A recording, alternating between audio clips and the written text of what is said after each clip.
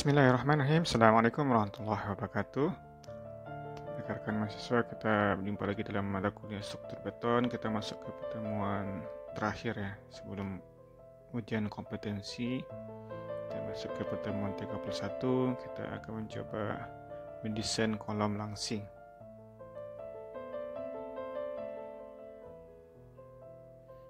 Apa itu kolom langsing? Kolom langsing dikatakan langsing jika batas kolom melebihi kolom pendek. Maka kolom tersebut akan mengalami tekuk sebelum mencapai keadaan limit kekekalan material. Jadi sebelum dia hancur betonnya, dia tertekuk duluan ya.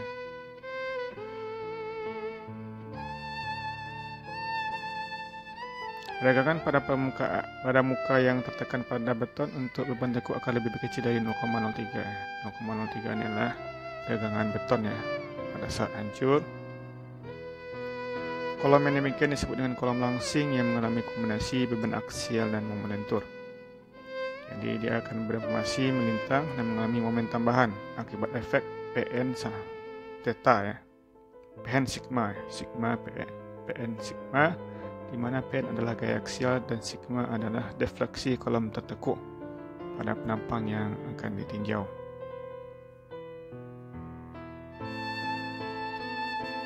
Karena adanya efek tekuk pada kolom langsing, maka akan ada momen tambahan Pn dikali theta dikali sigma yang memperkecil kapasitas gaya aksial yang bekerja dari titik C menuju titik B pada diagram interaksi.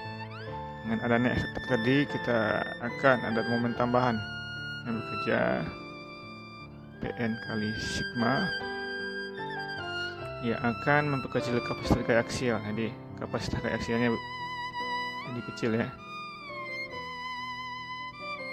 Dan dari titik Y menjadi titik C menjadi titik B. Inilah diagram interaksi perbesaran gaya P dan M. Momen total atau momen MC ya adalah Pn kali sigma tambah M2. Dinyatakan dengan titik B pada diagram di atas ya, pada diagram sebelumnya, dan M2 adalah momen faktor akibat beban luar. Kolom tersebut dapat didesain dengan momen MC seperti cara desain kolom tidak langsing atau kolom pendek. Dengan angka perbandingan MC per M2 disebut dengan faktor pembesar, magnification factor atau S ya. Apabila K kali LU per L adalah angka kelangsingan, maka batas bawah angka kelangsingan apabila lebih kecil dari batas ini, analisis stabilitas boleh diaplikasikan berdasarkan SNI 2002. Jadi kalau dia di bawah batas angka kelangsingan, analisis stabilitasnya boleh diabaikan. Jadi angka kelangsingan adalah KLU per R.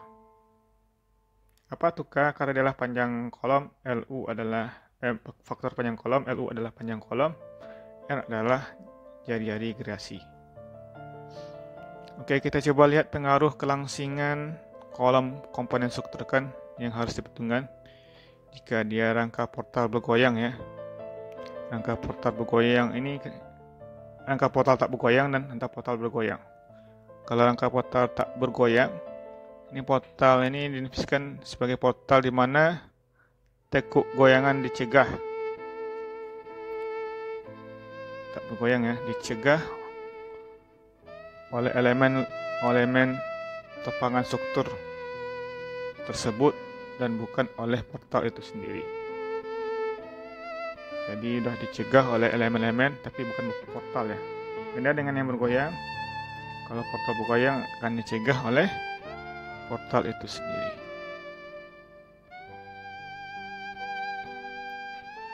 Kalau faktor kelangsingan angka portal tak bergoyang adalah K kali LU per R ya.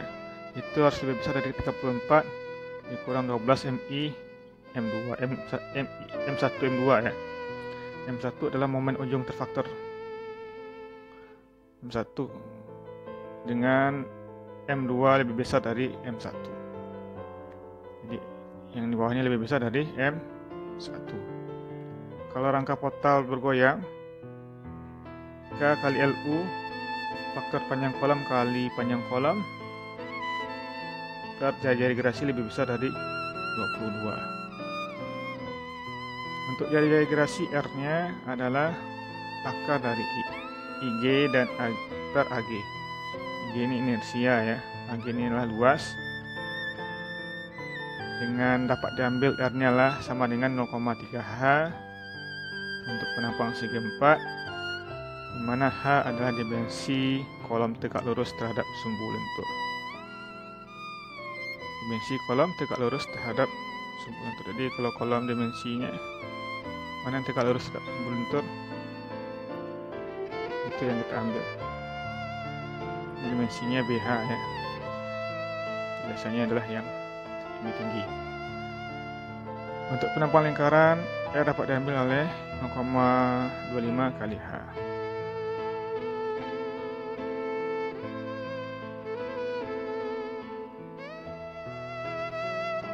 Faktor panjang efektif.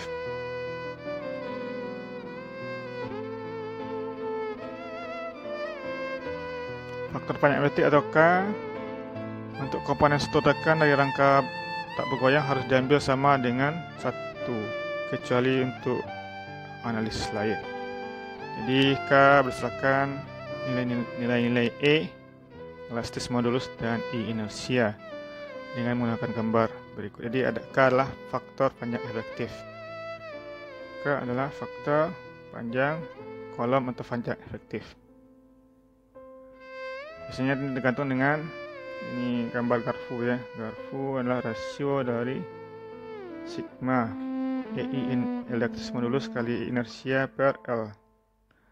LC ya. LC ini adalah komponen struktur tekan. C ini adalah compression ya. Compression atau tekan terhadap sigma EI per L, panjang kolom, panjang bentang komponen struktur lentur ya. Garfu A dan garfu B adalah nilai dari pada kedua ujung kolom. Jadi kalau ujung kolomnya di mana? Kolom dari atas ya, bawah ya. A, B. Nah, nilai garfu ini rasionya. Rasio ada kedua ujung kolom. Jadi nanti kalau dia garfu A-nya di sini dan garfu B-nya di sini, ini kita ambil rasionya. Ini adalah faktor K. Kalau dia di sini dan kalau dia di sini, adalah K-nya. Apabila nilai K kali LU per L lebih besar daripada yang diperoleh dari persamaan di atas, maka kita akan disarankan untuk menggunakan dua metode analisis stabilitas berikut. Pertama, metode perbesaran momen yang akan kita bahas sebentar lagi. Momen ini didesain berdasarkan momen yang diperbesar, momen magnification factor. Yang kedua, analisis order kedua, ini ya tidak kita bahas ya. Ini digunakan jika K kali LU per R-nya lebih besar dari 100. Ini adalah desain kolom langsingnya. Kita bahas metode perbesaran momen untuk rangka portal tak bergoyang ya. Yang tadi adalah portal yang goyangannya dicegah oleh elemen topakan struktur dan bukan oleh portal itu sendiri. Portalnya tak bergoyang, jadi sudah dicegah oleh elemen lain tapi bukan oleh portal itu sendiri. MC-nya momen totalnya adalah SNS M2, mana SNS ini adalah sama dengan CM per 1 kali PU. PU ini kan gaya aksial ya, gaya aksial ultimate nanti per 0,75 PC. P adalah gaya aksial tekan,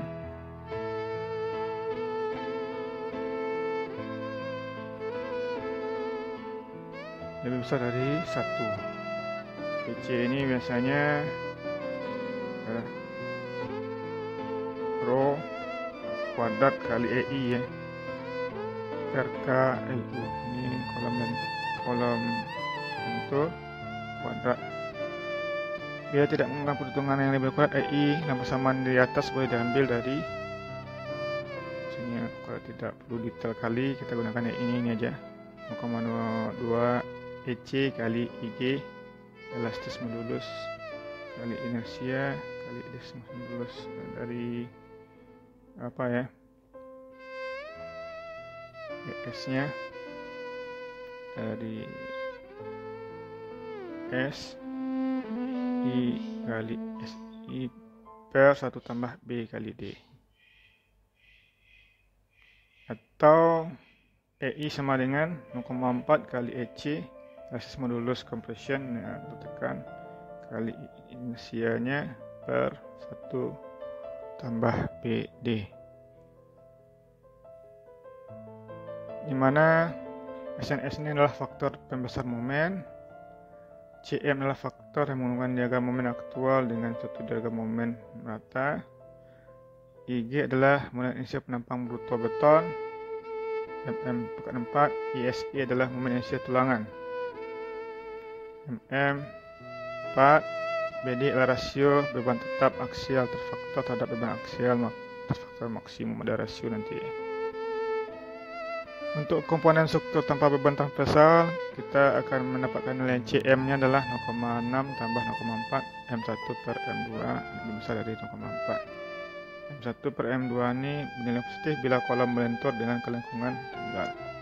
Untuk kolom dengan beban transversal, ini tanpa ya, dengan beban transversal CM diambil sama dengan 1. Momen terfaktor M2 dalam persamaan tingkat 1 yang tadi tidak boleh diambil lebih kecil dari ini M2 min ya, tidak boleh diambil kecil dari M2 min ini, sama dengan M2 min itu sama dengan PU dalam kurung 15 tambah 0,03 HA, 0,03 tinggi ya. Untuk komponen struktur dengan M2 minnya besar dari M2, maka nilai CM diambil dengan 1 atau berdasarkan rasio M1 dan M2 yang telah dihitung. Untuk rangka portal bergoyang, rangka portal bergoyang itu portal yang goyangannya dijaga oleh portal itu sendiri. Oke, M1 M2 nya ujung komponen struktur tekannya harus diambil sebesar M1 nya adalah M1 NS tambah SS M1S, M2 nya adalah M2 NS tambah SS M2S. SSMS ini adalah MS per sigma PU atau kali sigma PU per 0,7 sigma PC, nanti lebih besar dari MS. Sigma PU adalah jumlah seluruh beban vertikal terfaktor dan bekerja pada suatu tingkat.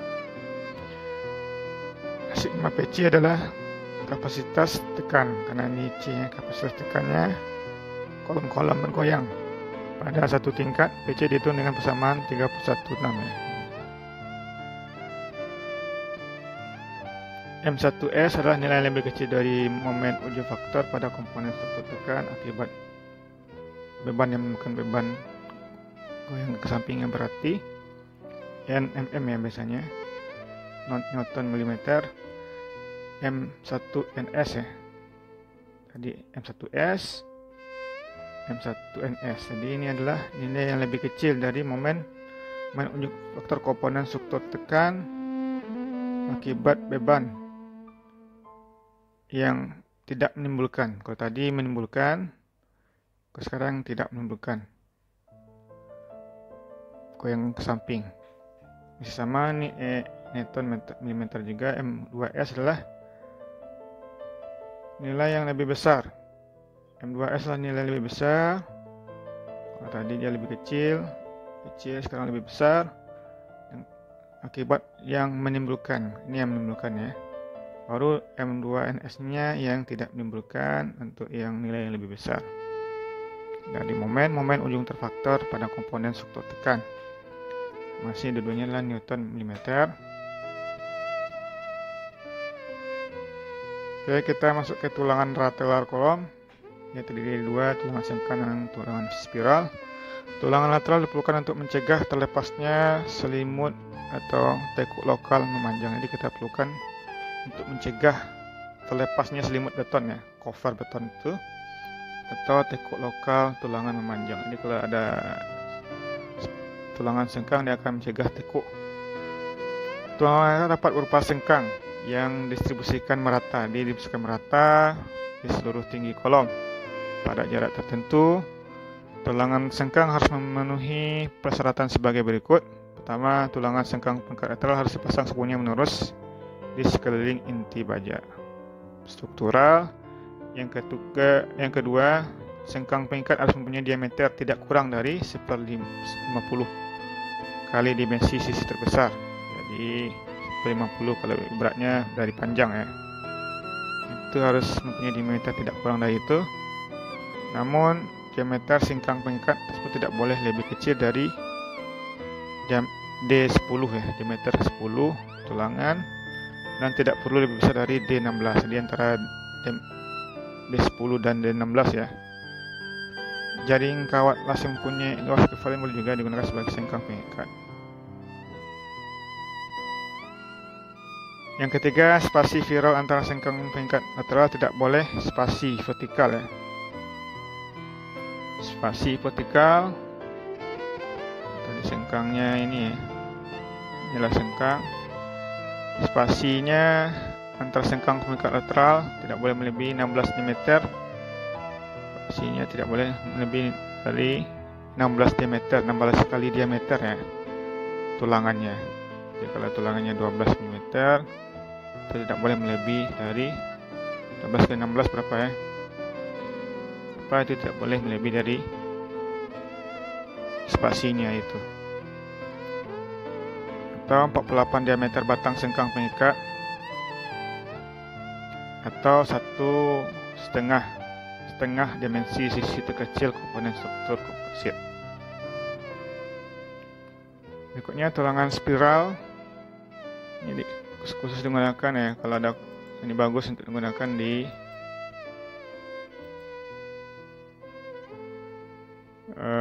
untuk meningkatkan ductility kolom, sehingga digunakan pada daerah dengan risiko gempa tinggi. Tulangan spiral yang jelas ya, tulangan spiralnya yang bulat.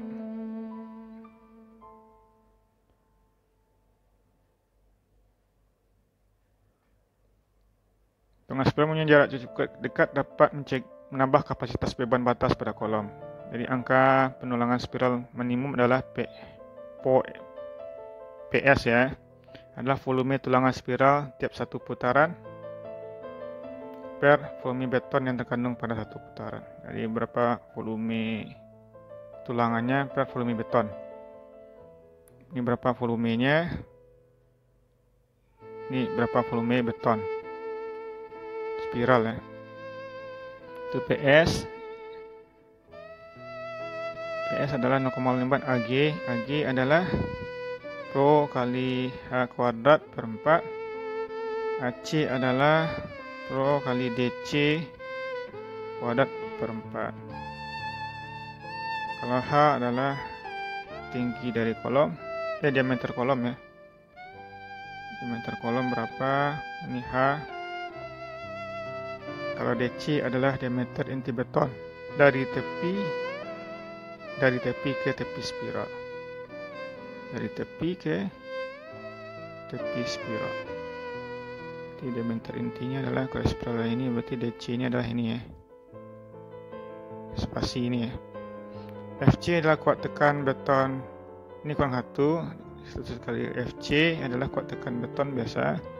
FSY adalah kuat leleh tulangan spiral. Untuk menentukan jarak S dari spiral, tentukan PS minimum, kemudian dipilih diameter tulangan spiral atau DB dan hitung AS. AS ini adalah luas penampang lintang spiral. DB tadilah diameter nominal tulangan spiral. Luas penampang melintang spiral, dan DB adalah diameter nominal tulangan spiral. Jarak S dari spiral dapat ditentukan sebagai berikut. Jadi angka pulangan spiral adalah persamaan tingkat 1 10 tadi. Jadi PS adalah AS kali Rho kali DC kurang DB. DC tadi adalah diameter inti beton dari tepi ke tepi spiral kali DB diameter spiral Rho per 4 DC tadi diameter tepi ke tulangan tepi spiral kali S. Ini adalah jarak S nya, jarak S dari spiral, spasi jarak dari spiral. Pitch S atau sama dengan AS kali Rho DC per D kurang DB atau Rho per 4 DC kuadrat kali PS. Dan diperoleh S adalah 4 kali AS DC kurang DB DC kuadrat per PS. PS tadi adalah volume tulangan spiral tiap satu putaran per volume beton. Jadi kita dapat menentukan nilai S-nya. Jadi dia adalah AS adalah luas penempang melintang spiral dan DB adalah diameter nominal tulangan spiral. Jarak atau pitch spiral S dibatasi antara 25 mm sampai 80 mm dan diameter yang digunakan tidak boleh lebih kecil dari 10 mm. Apabila tidak digunakanlah, spiral harus mempunyai sambungan lewatan paling sedikit 1,5 kali putaran spiral. Dilewatkan sedikit ya. Dari 1,5 putaran spiral. Oke, mungkin itu aja yang bisa saya sampaikan untuk desain kolom langsing. Mudah-mudahan bisa dipahami. Jika tidak ada maksudnya kalau ada pertanyaan silakan disampaikan melalui kolom komentar. Mohon maaf jika terdapat kekurangan. Wabillahi taufiq wal hidayah. Assalamualaikum warahmatullahi wabarakatuh.